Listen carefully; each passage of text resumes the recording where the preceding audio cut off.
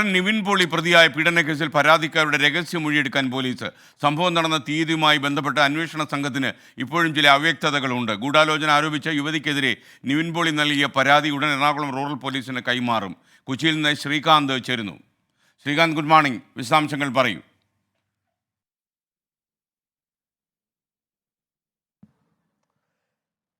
Very good morning.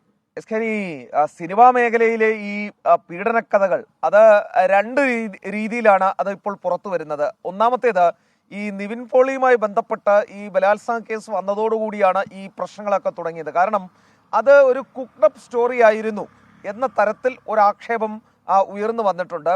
അത് പോലീസിനും ഒരു തലവേദനയാണ്. കാരണം പലതവണ മൊഴിയെടുക്കുമ്പോൾ പോലീസിന് ചില അവ്യക്തതകൾ ഇപ്പോഴും നിലനിൽക്കുന്നുണ്ട്. യഥാർത്ഥത്തിൽ ഇദ്ദേഹത്തിനെതിരെ ഈ വ്യാജ ആരോപണം ഉന്നയിച്ചതാണോ എന്നൊരു സംശയമാണ് പോലീസിന് മുൻപിൽ ഉള്ളത്. കാരണം ഈ യുവതി പറഞ്ഞ തീയതി അതാണ് പോലീസിനെ സംബന്ധിച്ചിടത്തോളം ഒരു കീറാമുട്ടിയായി നിൽക്കുന്നത്. യുവതി പക്ഷെ പറയുന്നത് താൻ ഇതുവരെയും കൃത്യമായ പൊതുസമൂഹത്തിന് മുന്നിൽ കൃത്യമായ തീയതി പറഞ്ഞിട്ടില്ല.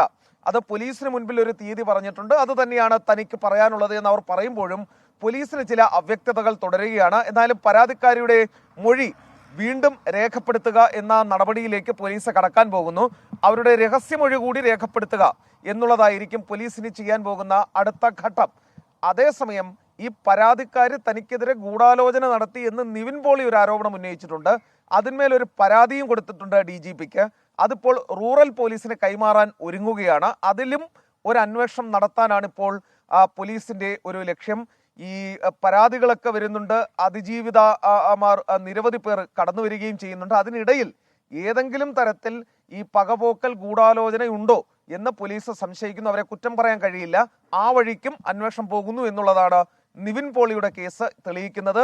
റൂറൽ പോലീസ് നിവിൻ പോളി നൽകിയ പരാതി കൂടി ഈ തുടർന്നുള്ള ദിവസങ്ങളിൽ അന്വേഷിക്കും. SKN.